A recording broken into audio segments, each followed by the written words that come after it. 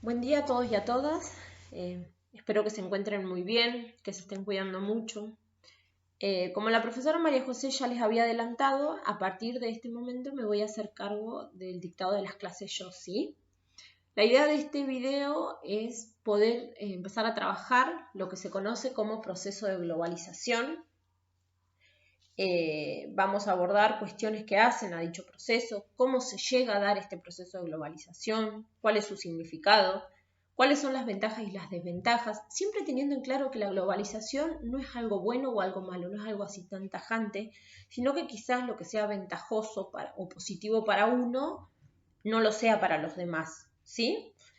Yo les voy a pedir que tomen apuntes sobre las ideas principales a medida que vayan escuchando el video, porque vamos a retomarlo en la clase de Zoom, ¿sí? En el encuentro virtual. Yo después les voy a cargar, o les voy a pasar a la profesora María José el PowerPoint para que lo pueda cargar a Classroom, así lo pueden tener disponible. Bueno, vamos a comenzar, ¿sí? A comienzos del siglo XX se va a establecer una división internacional del trabajo con dos grandes grupos de países. Por un lado estaban los países industrializados, donde se encontraban algunos países de Europa y Estados Unidos, y por otro lado estaban los países productores de alimentos y de materias primas, dentro de los cuales están los países latinoamericanos, incluida la Argentina. En esta época, en los países industrializados, va a surgir un sistema de producción denominado Fordismo o producción fordista, que va a consistir en una forma de organizar el trabajo que permite producir mucho y rápido dentro de grandes fábricas, como pueden ver acá en la imagen, que emplea una enorme cantidad de trabajadores. Va a acompañar a este modelo económico un tipo de Estado que se preocupa por mejorar las condiciones de vida de los obreros. Ustedes a esto lo vieron en las primeras clases cuando la profesora María José les explicó las características del estado de bienestar. Bueno, este estado de bienestar es el que va a acompañar a este modo de producción fordista.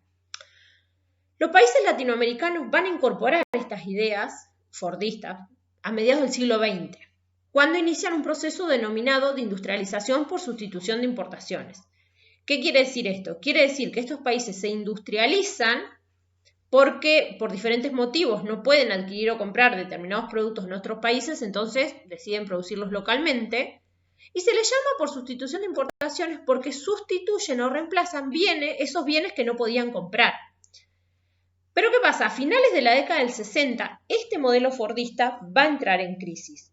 Y una de las causas más importantes se va a deber al aumento del precio del petróleo, que es un recurso energético fundamental para la industria. Este aumento, ¿qué pasa? Va a dificultar la producción y la va a hacer más costosa, dando lugar a que surja un nuevo modelo productivo, que se denomina postfordista. Bajo este modelo o modo de producción postfordista, las empresas que deciden bajar sus costos. ¿De qué manera? Despidiendo a los trabajadores y buscando otras alternativas para poder aumentar sus ganancias. Dentro de esas alternativas está, por ejemplo, ahora se cambia el modo de producción. La producción ahora va a ser a demanda, a diferencia del modelo anterior, donde se producían bienes en grandes cantidades. Ahora se va a elaborar una cantidad limitada de productos y productos diferenciados. Va a haber un previo control de la calidad, va a tener mucha importancia el surgimiento de las nuevas tecnologías de la información y la comunicación, van a aparecer nuevas industrias como la informática, química, petroquímica.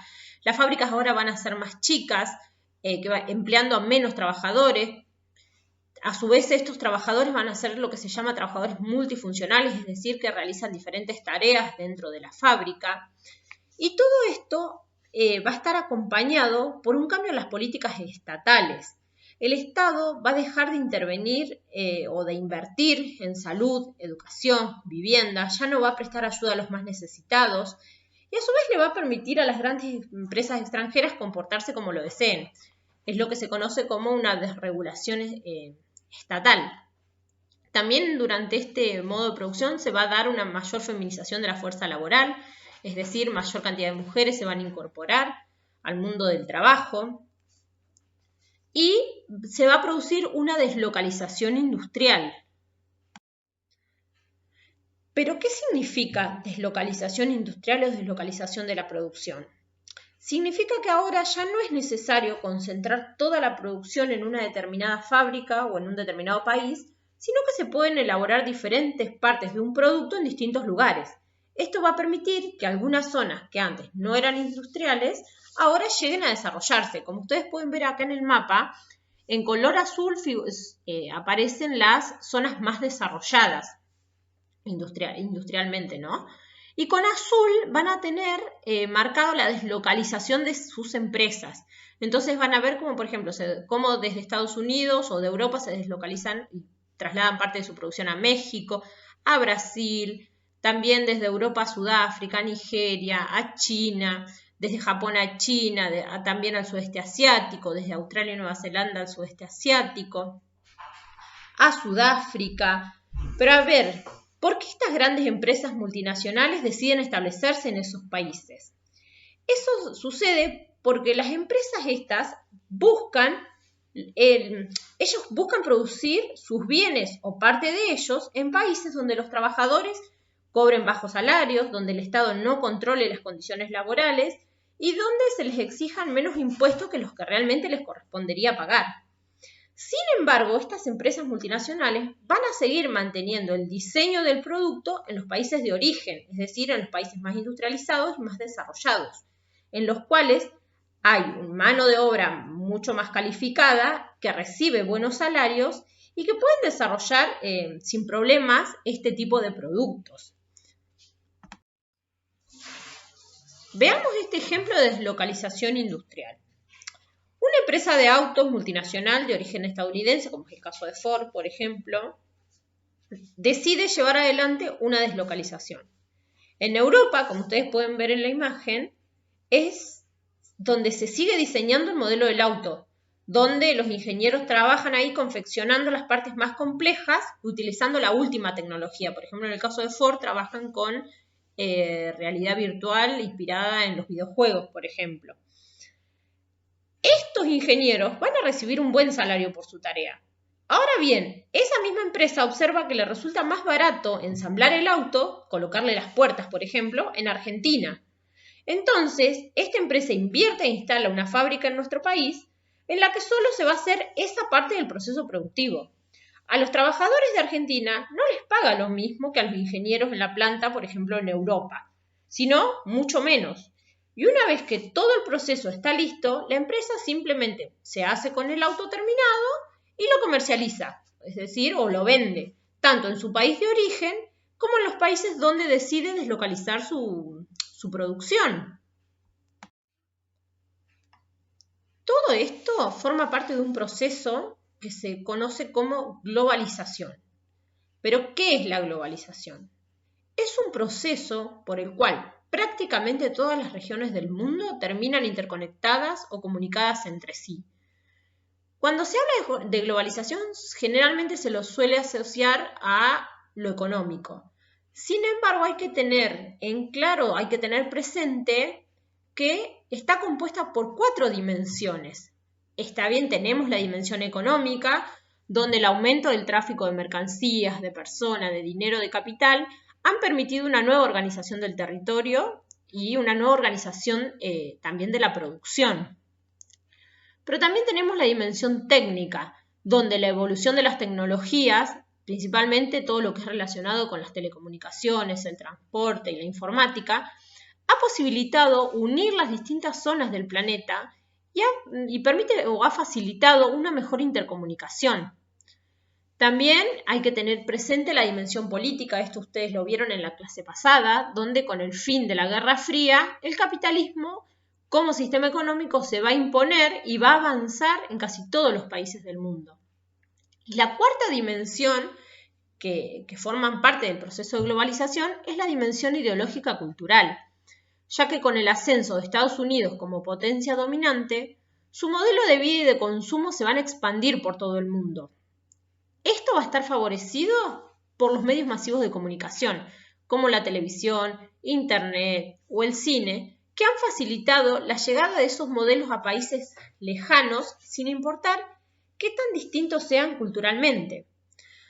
Ahora bien, uno tiene que entender que la globalización no es buena ni mala, Es un proceso que se da, que tiene sus rasgos y dentro de esos rasgos podemos hablar de ventajas y desventajas.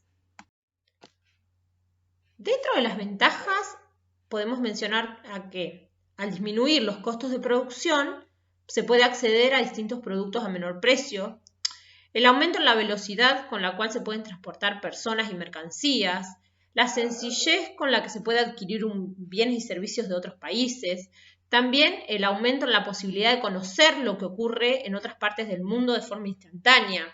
Por ejemplo, ver un partido de fútbol de la Liga Europea en vivo, comprar un producto elaborado en China, contactarse mediante una red social con personas de otros países, escuchar el último lanzamiento de una banda extranjera, o por ejemplo ahora en pandemia muchos artistas dieron conciertos vía streaming para todo el mundo al mismo instante. Bueno, estos son ejemplos cotidianos de este fenómeno. Dentro de las desventajas podemos mencionar que existe una mayor desigualdad entre los países. Las empresas locales están en peores condiciones para competir con las grandes empresas multinacionales. Hay una mayor degradación del medio ambiente por la explotación de los recursos. Hay el aumento de la interdependencia entre las empresas. El Estado que regula poco a las empresas multinacionales y esa desregulación implica inestabilidad laboral, disminución salarial y malas condiciones de trabajo. Un ejemplo cotidiano de una desventaja, por ejemplo, podría ser la pandemia del COVID, ya que la pandemia es el resultado de vivir en un planeta que al encontrarse tan fuertemente vinculado hace que una enfermedad que surgió en China en poco tiempo llegara a la Pampa. Otro ejemplo podría ser vinculado a las cuestiones económicas. Por ejemplo, que una empresa presente quiebra en Estados Unidos termina echando a trabajadores que viven acá en Argentina. Ahora bien, nosotros yo les he explicado cómo Estados Unidos, los principales países de Europa, se van a imponer económicamente gracias a sus empresas multinacionales. Pero también lo van a hacer culturalmente gracias a su música, a sus películas, a sus series. Esto tiene efecto incluso en nuestra vida cotidiana. Ustedes pónganse a pensar en la gran cantidad de palabras que incorporamos día a día del inglés, también en el tipo de música que generalmente escuchamos, el tipo de comida o de bebida que ingerimos. Bueno, todo eso está relacionado con lo que se conoce como globalización. Es por todo esto que podemos denominar o definir a la globalización como un complejo proceso económico, tecnológico, político e ideológico-cultural que se da a nivel global, pero que tiene implicancias o que va a impactar a nivel local. Es un proceso complejo porque se han intensificado los flujos, es decir, la movilidad de personas, de mercancías, de capitales y de información. Es una red compleja que hace que todo esté interconectado. Bueno, chicos y chicas, espero que les sea bastante útil este video explicativo. Vamos a seguir trabajando en la clase de Zoom, en el encuentro de Zoom. También les vamos a subir el trabajo práctico referido a globalización. Y ustedes ya saben, cualquier cosa que no entiendan, que no les quedó claro, me pueden escribir y con gusto los ayudo, ¿sí? Por favor, no duden en escribirme, ¿sí? Bueno, nos vemos en el encuentro de Zoom, ¿sí? Chau.